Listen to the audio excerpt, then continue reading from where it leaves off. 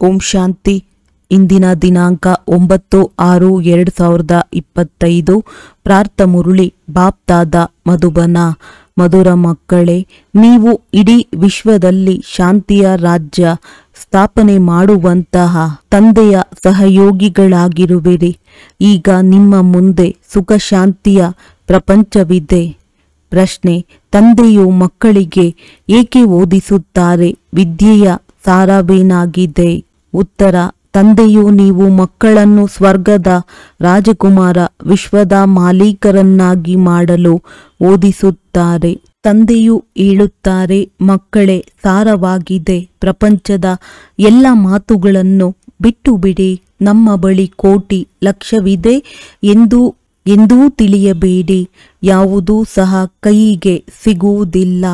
ಆದ್ದರಿಂದ ಚೆನ್ನಾಗಿ ಪುರುಷಾರ್ಥ ಮಾಡಿ ವಿದ್ಯೆಯ ಮೇಲೆ ಗಮನ ಕೊಡಿ. ಗೀತೆ. ಕೊನೆಗೂ ಆ ದಿನ ಇಂದು ಬಂದಿತು. ಓಂ ಶಾಂತಿ. ಮಕ್ಕಳು, ಗೀತೆಯನ್ನು ಕೇಳಿದ್ದೀರಲ್ಲವೇ? ಅಂತೂ ಶಾಂತಿ ಸ್ಥಾಪನೆಯಾಗುವಂತಹ ಸಮಯವು ಬಂದಿತು. ವಿಶ್ವದಲ್ಲಿ ಶಾಂತಿಯು ಹೇಗೆ ಬರುವುದು ಎಂದು ಎಲ್ಲರೂ ಹೇಳುತ್ತಾರೆ. ನಂತರ ಯಾರು ಸರಿಯಾಗಿ ಸಲಹೆ ಕೊಡುತ್ತಾರೆಯೋ ಅವರಿಗೆ ಬಹುಮಾನ ಕೊಡುತ್ತಾರೆ. ನೆಹರು ಸಹ ಸಲಹೆ ಕೊಡುತ್ತಿದ್ದರು, ಆದರೆ ಶಾಂತಿಯಂತೂ ಸ್ಥಾಪನೆಯಾಗಲಿಲ್ಲ. ಕೇವಲ ಸಲಹೆಯನ್ನು ಕೊಟ್ಟು ಹೋದರು. ಈಗ ನೀವು ಮಕ್ಕಳ ಬುದ್ಧಿಯಲ್ಲಿದೆ. ಒಂದು ಸಮಯದಲ್ಲಿ ಇಡೀ ವಿಶ್ವದಲ್ಲಿ ಸುಖ, ಶಾಂತಿ, ಸಂಪತ್ತು ಇತ್ತು. ಆದರೆ ಈಗಿಲ್ಲ. ಈಗ ಪುನಃ ಬರುವುದಿದೆ. ಚಕ್ರವಂತೂ ಸುತ್ತುತ್ತಿರುತ್ತದೆ ಎಲ್ಲವೇ. ಇದು ಸಂಗಮಯುಗಿ ಬ್ರಾಹ್ಮಣರ ಬುದ್ಧಿಯಲ್ಲಿದೆ. ನಿಮಗೆ ಗೊತ್ತಿದೆ, ಭಾರತವು ಪುನಃ ಚಿನ್ನದ ಸಮಾನವಾಗುತ್ತದೆ. ಭಾರತಕ್ಕೆ ಗೋಲ್ಡನ್ ಪ್ಯಾರೋ, ಚಿನ್ನದ ಪಕ್ಷಿ ಎನ್ನಲಾಗುತ್ತದೆ. ಕೇವಲ ಹೇಳುವ ಸಲುವಾಗಿ ಮಹಿಮೆ ಮಾಡುತ್ತಾರೆ. ಆದರೆ ನೀವೀಗ ಪ್ರತ್ಯಕ್ಷವಾಗಿ ಪುರುಷಾರ್ಥ ಮಾಡುತ್ತಿದ್ದೀರಿ. ನಿಮಗೆ ಗೊತ್ತಿದೆ, ಬಾಕಿ ಸ್ವಲ್ಪವೇ ಸಮಯವಿದೆ. ನರಕದ ಎಲ್ಲ ಮಾತುಗಳನ್ನು ಮರೆತು ಬಿಡಿ. ನಿಮ್ಮ ಬುದ್ಧಿಯಲ್ಲೀಗ ಸುಖದ ಪ್ರಪಂಚವೂ ಇದೆ. ಹೇಗೆ ಹಿಂದೆ ವಿದೇಶದಿಂದ ಬರುತ್ತಿದ್ದರು, ತಲುಪಲು ಇನ್ನೂ ಸ್ವಲ್ಪ ಸಮಯವಿದೆ ಎಂದು ತಿಳಿಯುತ್ತಿದ್ದರು. ಹಿಂದೆ ವಿದೇಶದಿಂದ ಬರಲು ಬಹಳ ಸಮಯವು ಹಿಡಿಸುತ್ತಿತ್ತು. ಈಗಂತೂ ವಿಮಾನಗಳಲ್ಲಿ ಬಹಳ ಬೇಗನೆ ತಲುಪುತ್ತಾರೆ. ಈಗ ನೀವು ಮಕ್ಕಳ ಬುದ್ಧಿಯಲ್ಲಿದೆ, ನಮ್ಮ ಸುಖದ ದಿನಗಳು ಬರಲಿವೆ. ಇದಕ್ಕಾಗಿಯೇ ನಾವು ಪುರುಷಾರ್ಥ ಮಾಡುತ್ತಿದ್ದೇವೆ. ತಂದೆಯು ಬಹಳ ಸಹಜವಾದ ಪುರುಷಾರ್ಥವನ್ನು ತಿಳಿಸಿದ್ದಾರೆ. ಡ್ರಾಮಾ ಅನುಸಾರ ಕಲ್ಪದ ಇಂದಿನಂತೆ ಇದು ನಿಶ್ಚಿತವಾಗಿದೆ. ನೀವು ದೇವತೆಗಳಾಗಿದ್ದೀರಿ. ದೇವತೆಗಳ ಎಷ್ಟೊಂದು ಮಂದಿರಗಳನ್ನು ಕಟ್ಟುತ್ತಿದ್ದಾರೆ. ಈ ಮಂದಿರಗಳನ್ನು ಕಟ್ಟಿಸಿ ಏನು ಮಾಡುತ್ತಾರೆ? ಬಾಕಿ ಎಷ್ಟು ದಿನಗಳಿವೆ ಎಂಬುದು ನೀವು ಮಕ್ಕಳಿಗೆ ಗೊತ್ತಿದೆ. ನೀವು ಮಕ್ಕಳು ಜ್ಞಾನದ ಅಥಾರಿಟಿಯಾಗಿದ್ದೀರಿ. ಪರಮಪಿತ ಪರಮಾತ್ಮನು ಸರ್ವಶಕ್ತಿವಂತ, ಆಲ್ಮೈಟಿ ಅಥಾರಿಟಿ ಎಂದು ಹೇಳಲಾಗುತ್ತದೆ. ನೀವು ಜ್ಞಾನದ ಅಥಾರಿಟಿಯಾಗಿರುವಿರಿ. ಅವರು ಭಕ್ತಿಯ ಅಥಾರಿಟಿಯಾಗಿದ್ದಾರೆ. ತಂದೆಗೆ ಆಲ್ಮೈಟಿ ಅಥಾರಿಟಿ ಎಂದು ಹೇಳುತ್ತಾರೆ. ನೀವು ಮಕ್ಕಳು ನಂಬರ್ವಾರ್ ಪುರುಷಾರ್ಥದನುಸಾರ ಆಗುತ್ತಿದ್ದೀರಿ. ನಿಮಗೆ ಸೃಷ್ಟಿಯ ಆದಿ, ಮಧ್ಯ, ಅಂತ್ಯದ ಜ್ಞಾನವಿದೆ. ತಂದೆಯಿಂದ ಆಸ್ತಿಯನ್ನು ಪಡೆಯಲು ನಾವು ಪುರುಷಾರ್ಥ ಮಾಡುತ್ತಿದ್ದೇವೆಂದು ನಿಮಗೆ ಗೊತ್ತಿದೆ. ಯಾರು ಭಕ್ತಿಯ ಅಥಾರಿಟಿ ಇದ್ದಾರೆ ಅವರು ಎಲ್ಲರಿಗೂ ಭಕ್ತಿಯನ್ನೇ ತಿಳಿಸುತ್ತಾರೆ. ನೀವು ಜ್ಞಾನದ ಅಥಾರಿಟಿಯಾಗಿದ್ದೀರಿ. ಜ್ಞಾನವನ್ನೇ ತಿಳಿಸುತ್ತೀರಿ. ಸತ್ಯಯುಗದಲ್ಲಿ ಭಕ್ತಿ ಇರುವುದಿಲ್ಲ. ಒಬ್ಬರೂ ಸಹ ಪೂಜಾರಿಗಳಿರುವುದಿಲ್ಲ. ಎಲ್ಲರೂ ಪೂಜ್ಯರೇ ಆಗಿರುತ್ತಾರೆ.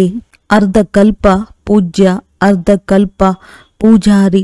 ಭಾರತವಾಸಿಗಳೇ ಪೂಜ್ಯರಾಗಿದ್ದರು. ಆಗ ಸ್ವರ್ಗವಿತ್ತು.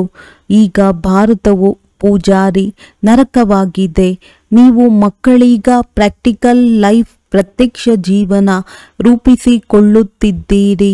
ನಂಬರ್ವಾರ್ ಪುರುಷಾರ್ಥದನುಸಾರ ಎಲ್ಲರಿಗೂ ತಿಳಿಸುತ್ತೀರಿ ಮತ್ತು ವೃದ್ಧಿಯನ್ನು ಹೊಂದುತ್ತೀರಿ. ಡ್ರಾಮಾದಲ್ಲಿ ಮೊದಲೇ ನೋಂದಾವಣೆಯಾಗಿದೆ. ಡ್ರಾಮಾ ನಿಮಗೆ ಪುರುಷಾರ್ಥ ಮಾಡಿಸುತ್ತದೆ, ನೀವು ಮಾಡುತ್ತೀರಿ. ಡ್ರಾಮಾದಲ್ಲಿ ನಮ್ಮದು ಅವಿನಾಶಿ ಪಾತ್ರವಿದೆ ಎಂಬುದು ನಿಮಗೆ ಗೊತ್ತಿದೆ. ಪ್ರಪಂಚದವರಿಗೆ ಈ ಮಾತುಗಳೇನು ಗೊತ್ತು? ನಮ್ಮದೇ ಡ್ರಾಮಾದಲ್ಲಿ ಪಾತ್ರವಿದೆ. ನಮ್ಮದು ಯಾವ ರೀತಿ ಪಾತ್ರವಿದೆ ಎಂದು ಯಾರು ಹೇಳುತ್ತಾರೆಯೋ ಅವರೇ ತಿಳಿದುಕೊಳ್ಳುತ್ತಾರೆ. ಈ ಸೃಷ್ಟಿ ಚಕ್ರವು ತಿರುಗುತ್ತಲೇ ಇರುತ್ತದೆ.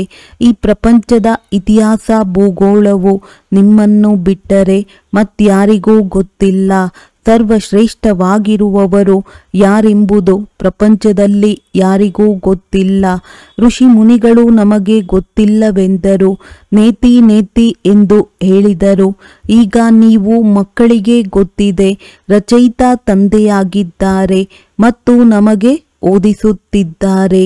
ಇಲ್ಲಿ ಕುಳಿತಿರುವಾಗ ಆತ್ಮ ಅಭಿಮಾನಿಯಾಗಿ ಕುಳಿತಿರಬೇಕೆಂದು ತಂದೆಯು ಮತ್ತೆ ಮತ್ತೆ ತಿಳಿಸಿದ್ದಾರೆ. ಒಬ್ಬ ತಂದೆಯೇ ರಾಜಯೋಗವನ್ನು ಕಲಿಸುತ್ತಾರೆ ಮತ್ತು ಸೃಷ್ಟಿಯ ಇತಿಹಾಸ ಭೂಗೋಳವನ್ನು ತಿಳಿಸುತ್ತಾರೆ. ತಂದೆಯು ಹೇಳುತ್ತಾರೆ, ನಾನೇನು ಥಾಟ್ ರೀಡರ್ ಅಲ್ಲ. ಇಷ್ಟು ದೊಡ್ಡ ಪ್ರಪಂಚವಿದೆ, ಇದನ್ನು ಏನು ರೀಡ್ ಮಾಡಲಿ? ಸ್ವಯಂ ತಂದೆಯೇ ತಿಳಿಸುತ್ತಾರೆ, ನಾನು ಡ್ರಾಮಾದ ನೋಂದಣಿ ಅನುಸಾರವೇ ನಿಮ್ಮನ್ನು ಪಾವನ ಮಾಡಲು ಬರುತ್ತೇನೆ. ಡ್ರಾಮಾದಲ್ಲಿ ನನ್ನ ಪಾತ್ರವೇನಿದೆಯೋ ಅದನ್ನೇ ಅಭಿನಯಿಸುತ್ತೇನೆ. ಉಳಿದಂತೆ ನಾನೇನು ಥಾಟ್ ರೀಡ್ ಮಾಡುವುದಿಲ್ಲ. ನಾನೇನು ಪಾತ್ರವನ್ನಭಿನಯಿಸುತ್ತೇನೆ ಮತ್ತು ನಿಮ್ಮದೇನು ಪಾತ್ರವಿದೆ ಎಂದು ತಿಳಿಸುತ್ತೇನೆ. ನೀವು ಈ ಜ್ಞಾನವನ್ನು ಕಲಿತು ಅನ್ಯರಿಗೂ ಕಲಿಸುತ್ತೀರಿ. ನನ್ನ ಪಾತ್ರವೇ ಪತಿತರನ್ನು ಪಾವನ ಮಾಡುವುದಾಗಿದೆ. ಇದು ಸಹ ನೀವು ಮಕ್ಕಳಿಗೆ ತಿಳಿದಿದೆ. ನೀವು ತಿಥಿ ತಾರೀಕು ಎಲ್ಲವನ್ನೂ ತಿಳಿದಿದ್ದೀರಿ. ಪ್ರಪಂಚದಲ್ಲಿ ಯಾರಿಗಾದರೂ ಗೊತ್ತಿದೆಯೇ? ನಿಮಗೆ ತಂದೆಯು ಓದಿಸುತ್ತಿದ್ದಾರೆ ಮತ್ತು ಯಾವಾಗ ಚಕ್ರವು ಪೂರ್ಣವಾಗುತ್ತದೆಯೋ ಆಗ ಮತ್ತೆ ತಂದೆಯು ಬರುತ್ತಾರೆ.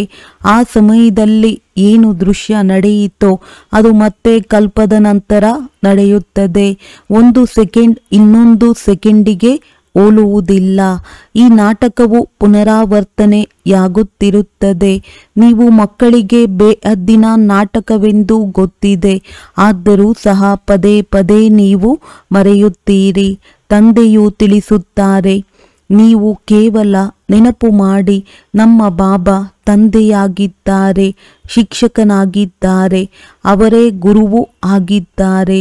ನಿಮ್ಮ ಬುದ್ಧಿಯು ಆ ಕಡೆ ಹೋಗಬೇಕು. ಆತ್ಮವು ತಂದೆಯ ಮಹಿಮೆಯನ್ನು ಕೇಳಿ ಖುಷಿ ಪಡುತ್ತದೆ.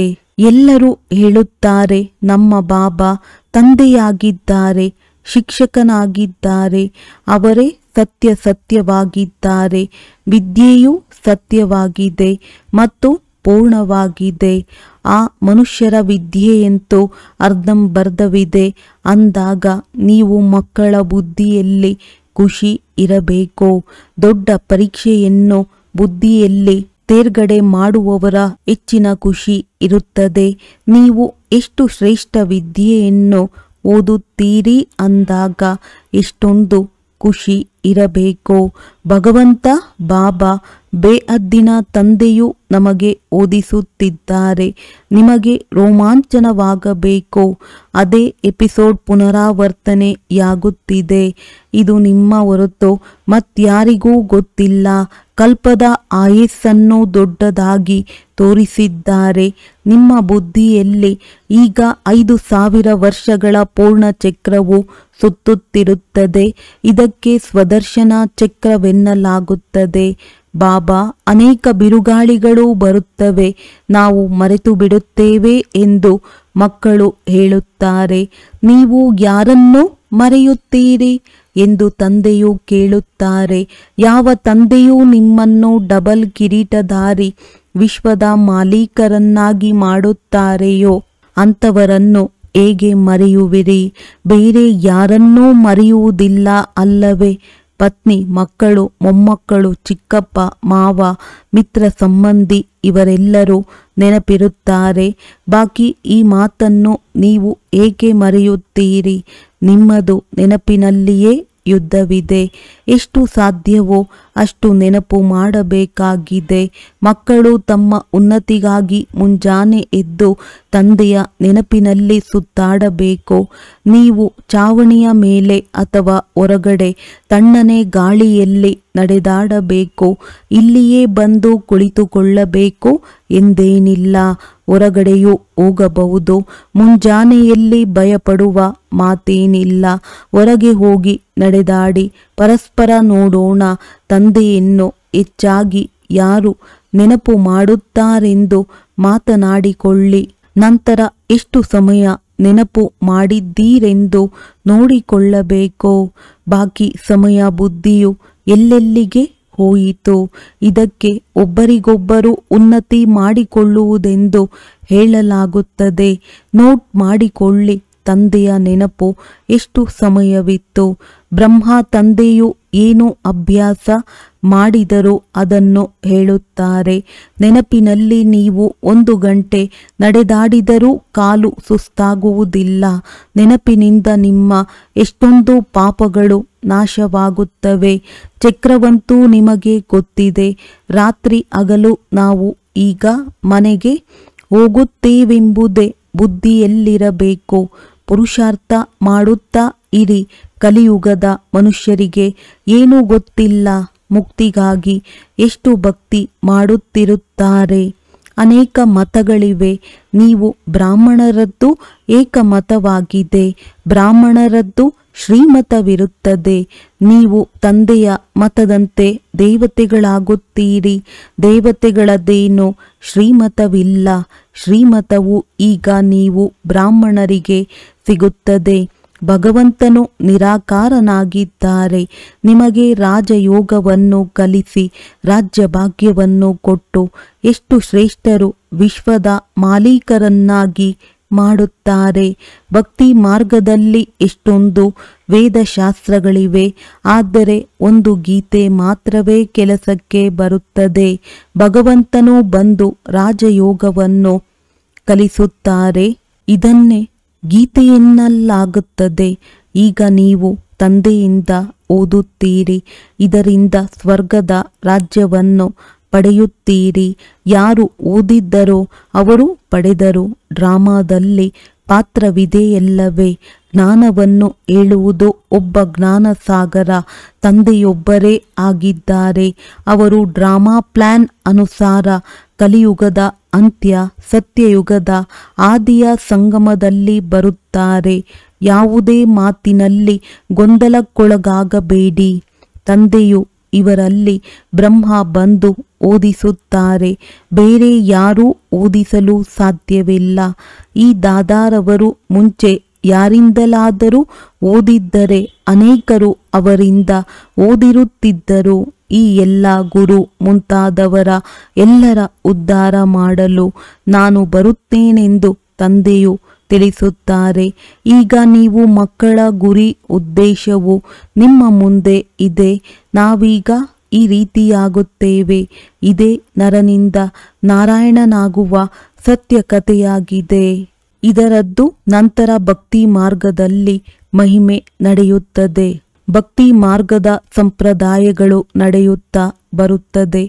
ಈಗ ಈ ರಾವಣ ರಾಜ್ಯವು ಪೂರ್ಣವಾಗುತ್ತದೆ. ನೀವೀಗ ದಸರಕ್ಕೆ ಹೋಗುವುದಿಲ್ಲ. ಅದು ಏನೆಂಬುದನ್ನು ನೀವು ತಿಳಿಸಿಕೊಡುತ್ತೀರಿ. ಅವೆಲ್ಲ ಚಿಕ್ಕ ಮಕ್ಕಳ ಕೆಲಸವಾಗಿದೆ.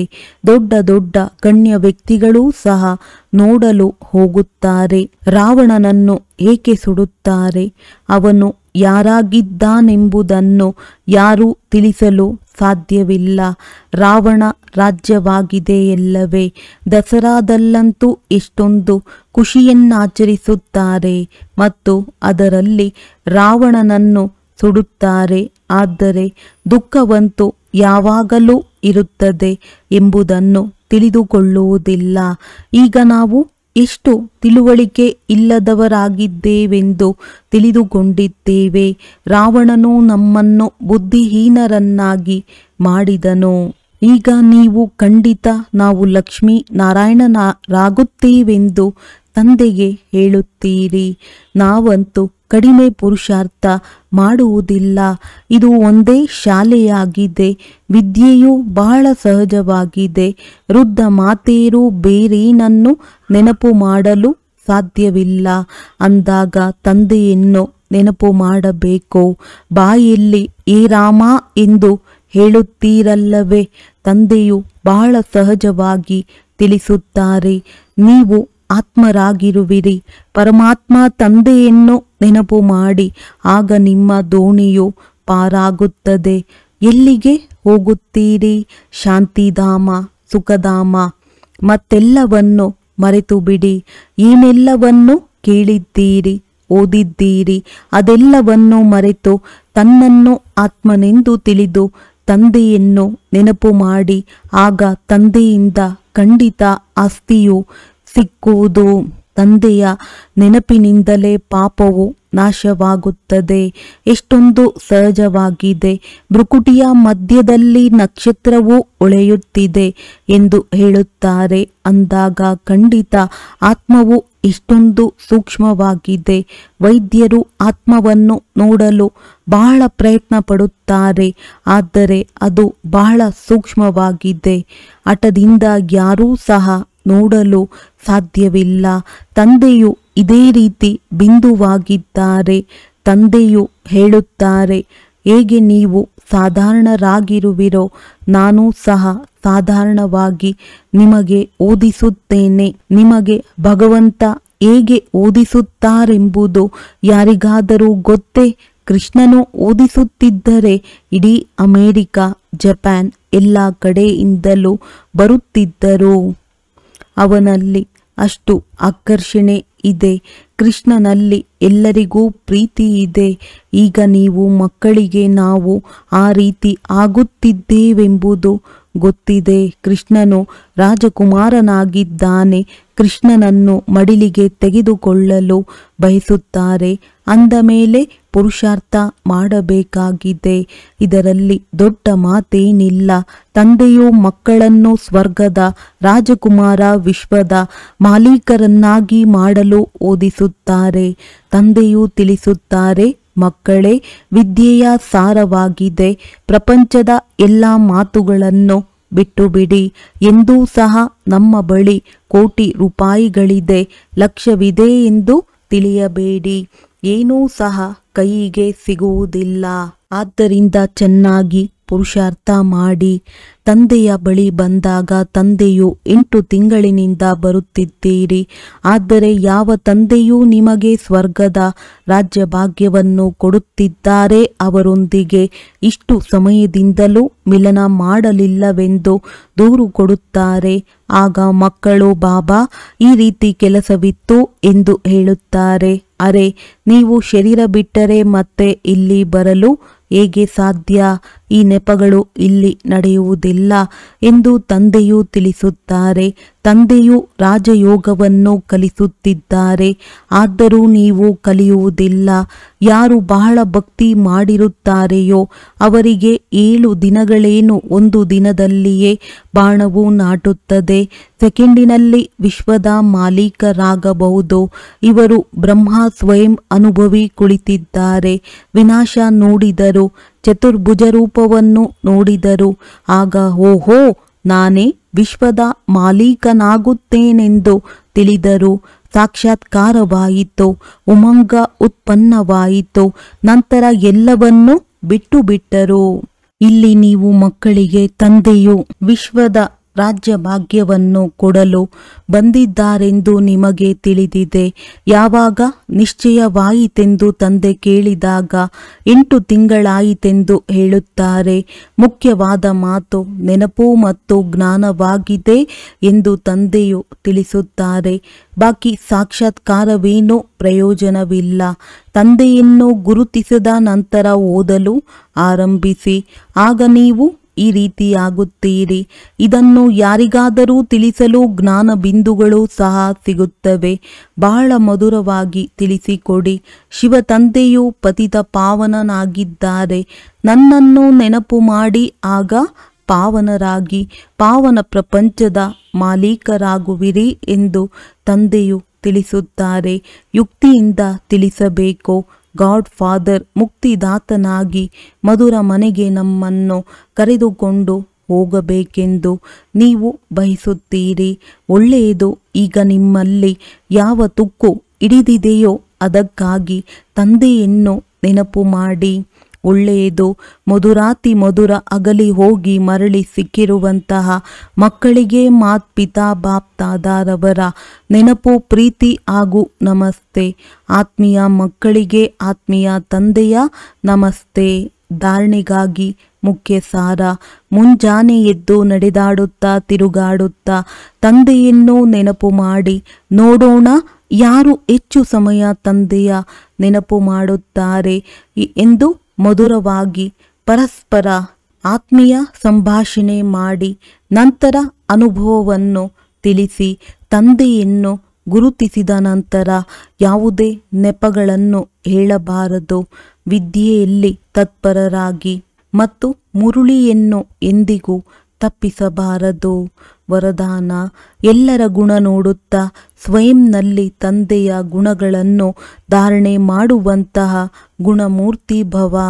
ಸಂಗಮ ಯುಗದಲ್ಲಿ ಯಾವ ಮಕ್ಕಳು ಗುಣಗಳ ಮಾಲೆಯನ್ನು ಧಾರಣೆ ಮಾಡುತ್ತಾರೆ ಅವರೇ ವಿಜಯ ಮಾಲೆಯಲ್ಲಿ ಬರುತ್ತಾರೆ. ಆದ್ದರಿಂದ ಓಲಿ ಅಂಶಗಳಾಗಿ ಸರ್ವರಲ್ಲಿರುವ ಗುಣಗಳನ್ನು ನೋಡಿ ಮತ್ತು ಒಬ್ಬ ತಂದೆಯಲ್ಲಿರುವ ಗುಣಗಳನ್ನು ಸ್ವಯಂನಲ್ಲಿ ಧಾರಣೆ ಮಾಡಿ ಈ ಗುಣಮಾಲೆ ಎಲ್ಲರ ಕೊರಳಿನಲ್ಲಿ ಧರಿಸಿರಲಿ. ಯಾರು ಎಷ್ಟು ತಂದೆಯ ಗುಣವನ್ನು ಸ್ವಯಂನಲ್ಲಿ ಧಾರಣೆ ಮಾಡುತ್ತಾರೆ ಅವರ ಕೊರಳಿನಲ್ಲಿ ಅಷ್ಟೇ ದೊಡ್ಡ ಮಾಲೆ ಇರುತ್ತದೆ. ಗುಣಮಾಲೆಯನ್ನು ಸ್ಮರಣೆ ಮಾಡುವುದರಿಂದ ಸ್ವಯಂ ಸಹ ಗುಣಮೂರ್ತಿಯಾಗಿ ಬಿಡುವಿರಿ.